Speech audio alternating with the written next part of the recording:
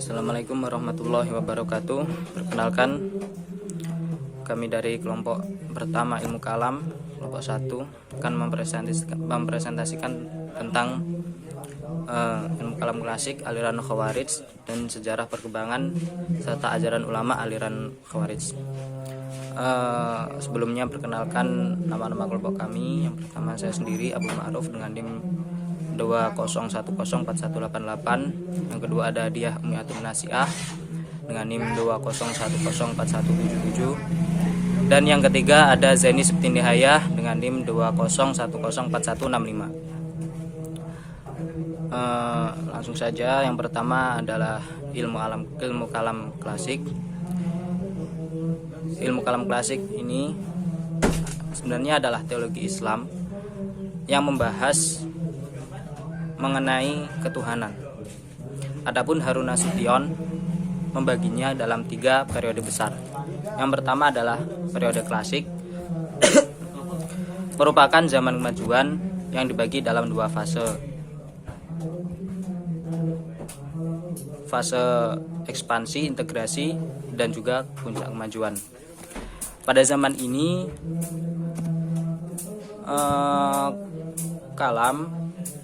ilmu kalam menghasilkan ulama-ulama besar seperti Imam Malik, Imam Abu Hanifah, Imam Syafi'i, dan juga Imam Ahmad bin Hambal. Yang kedua adalah periode pertengahan. Periode pertengahan ini terjadi pada 1250 sampai 1800 Masehi.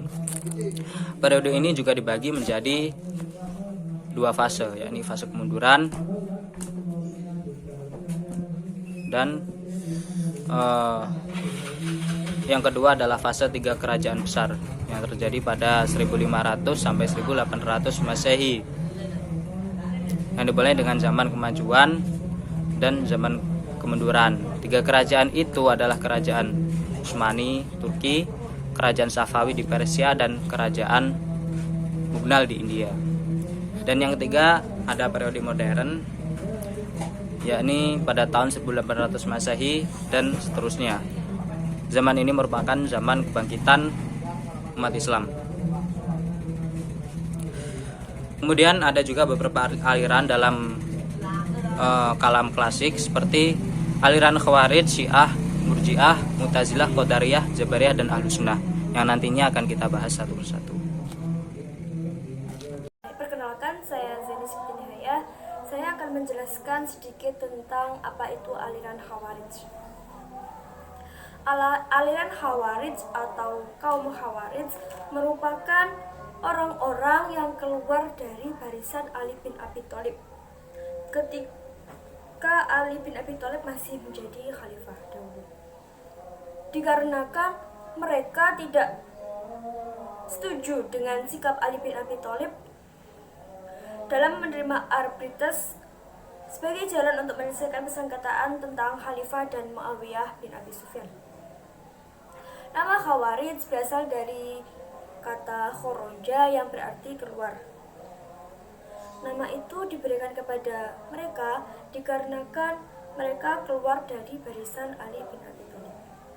Namun juga ada yang mengatakan bahwa pemilihan nama itu disebabkan atau disandarkan pada ayat 100 surah An-Nisa yang artinya seperti ini: keluar dari rumah, lari kepada Allah dan Rasulnya.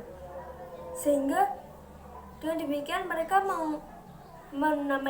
mereka memandang diri mereka sendiri itu sebagai orang yang meninggalkan rumah dari kampung halamannya untuk mengabdikan diri kepada Allah dan Rasulnya. Seperti itu.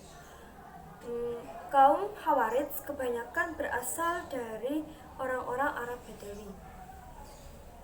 Mereka merupakan orang-orang yang hidup di padang pasir serta serba tandus, sehingga membuat sifat mereka sederhana dalam cara hidup dan pikiran. Namun mereka keras hati, berani, dan tidak bergantung kepada orang lain. Sehingga ketika ada perubahan agama, hal itu tidak berpengaruh bagi mereka. sebab orang Badawi itu mereka jauh dari ilmu pengetahuan dalam menjalankan ajaran-ajaran Islam. Dalam menjalankan ajaran-ajaran Islam, mereka hanya berpatok pada Al-Quran dan Al-Hadis, berpatok pada arti dari Al-Quran dan Al-Hadis, sehingga mereka akan menjalankan sesuai arti dari ayat tersebut tanpa adanya pentafsiran. Oleh karena itu, hal inilah yang membuat mereka tidak bisa mentolerir penyimpangan terhadap ajaran Islam, meskipun hanya sedikit penyimpangannya. Dari situlah sehingga kaum Khawarij terpecah-pecah menjadi beberapa bagian karena kefanatikan mereka terhadap agama. Kaum Khawarij terpecah menjadi beberapa bagian, yaitu yang pertama Al-Muhakimah, kemudian Al-Azariqah, Al-Najdat, lalu Al-Ajaridah, Al-Sufriyah, dan yang terakhir Al-Ibadah. Seperti itu sekilas tentang aliran Khawarij. Selanjutnya akan dijelaskan oleh rekan saya. Selanjutnya yaitu sejarah perkembangan Khawarij dan ajaran-ajaran Khawarij. Sejarah Khawarij yaitu asal mulanya kaum Khawarij adalah orang yang mendukung Sayyidina Ali. Akan tetapi akhirnya mereka membencinya karena dua anggota lemah dalam menegakkan kebenaran. Mau menerima tahkim yang sangat mengecewakan, sebagaimana mereka juga membenci Muawiyah karena melawan Sayyidina Ali, khalifah yang sah. Munculnya nama Khawarij adalah setelah peristiwa tahkim, yaitu sebagai upaya menyelesaikan peperangan antara Ali bin Abi Thalib di satu pihak dengan Muawiyah di pihak lain. Peperangan kedua pihak itu terjadi disebabkan Muawiyah pada akhir 37 Hijriah menolak mengakui kekhalifahan Ali bin Abi Thalib, karena setelah Ali bin Abi Thalib memindahkan ibu kotanya ke Kufah, setelah adanya penolakan tersebut, Muawiyah segera menghimpun pasukannya untuk menghadapi kekuatan Ali, sehingga pecahlah peperangan Siffin pada tahun 37 Hijriah atau 658 Masehi. Ajaran Khawarij. Yang pertama yaitu di bidang teologi. Orang mukmin yang berbuat dosa besar maka termasuk kafir dan telah keluar dari Islam dan wajib dibunuh.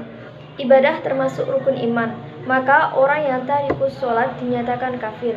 Anak-anak orang kafir yang mati waktu kecilnya juga masuk neraka. Yang kedua yaitu dalam ketatanegaraan. Kaum Khawarij lebih bersifat demokratis, karena syarat untuk menjadi pemimpin umat, imam atau khalifah tidak harus ahlul bait Rasulullah dan berbangsa Quraisy. Siapapun bisa asal disepakati bersama, hanya saja pada syarat kualitas kepribadian, yakni harus seseorang yang wirai, zuhud, takwa, tidak berbuat dosa dan kesalahan. Boleh tidak mematuhi aturan-aturan kepala negara bila ternyata ia seorang yang zalim.